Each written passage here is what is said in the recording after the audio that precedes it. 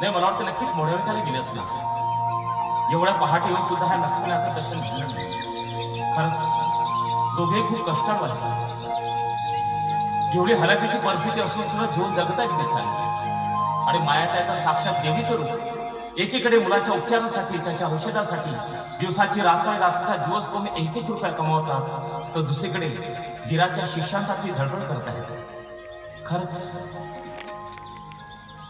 आदित्य, तू खूप नशिबान आहेस. अरे खरंच तुला दोन्ही देवताच मिळाले रे.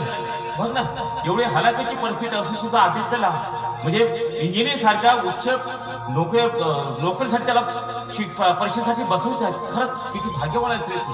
नाहीतर आमचं नशीब ना बाप ना माय. चला आपली कर्मकारी दुसरा सांगून काय फायदा. आधी आजोबाला उठवलं पाहिजे. नाही लोक आधी त्याच्यासाठी आपल्याला दूध नाही उठवतो, नंतर त्याला जातो.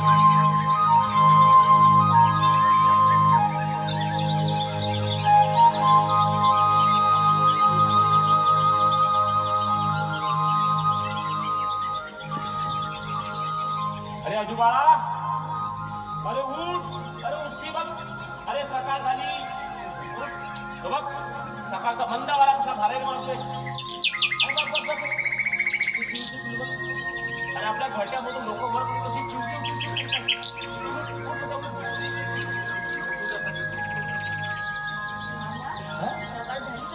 अरे बघ ना, सकाळ झाली. माझे आई बाबा कुठे आहेत मामा? अरे तुझे आई बाबा गेलेस ना नेहमीप्रमाणे मोडे दिसायला. ती पण गेलीस धुणं पुसणं करायला.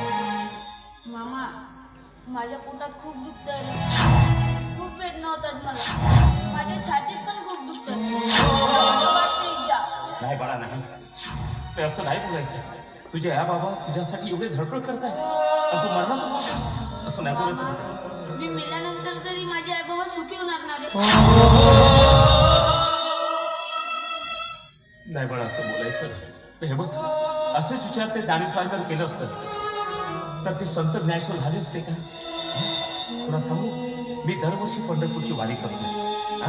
आता ह्या वर्षी पण मी पंढरपूरला जाणार आणि त्या विठोबाच्या पायाशी धर्म घालेन, त्या साखर घालेन, नवस करेन आणि म्हणेन की माझ्या आजोबाला लवकरात लवकर बळा कर. अरे बघ, पंढरपूरचं नाव घेतल्याबरोबर ते पंढरपूरचं अख्खं चित्र माझ्या डोळ्यासमोर उभं झालेलं आहे. बाजूला असते ना गाईड करायचं माझ्यासोबत.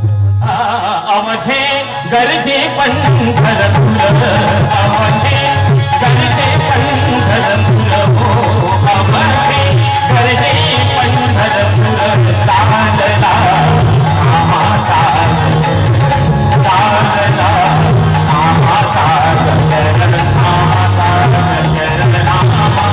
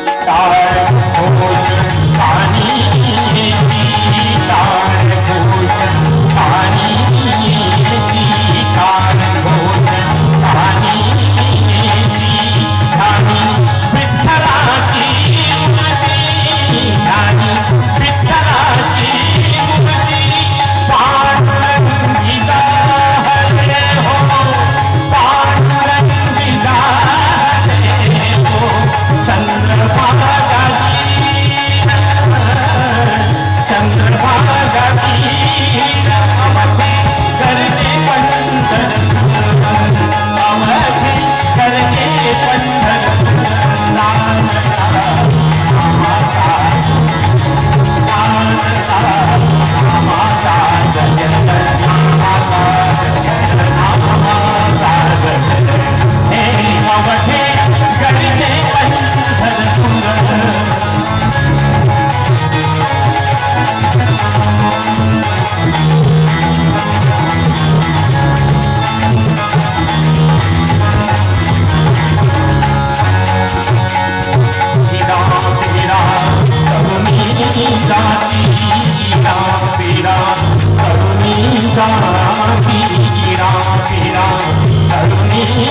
जाती देहाराया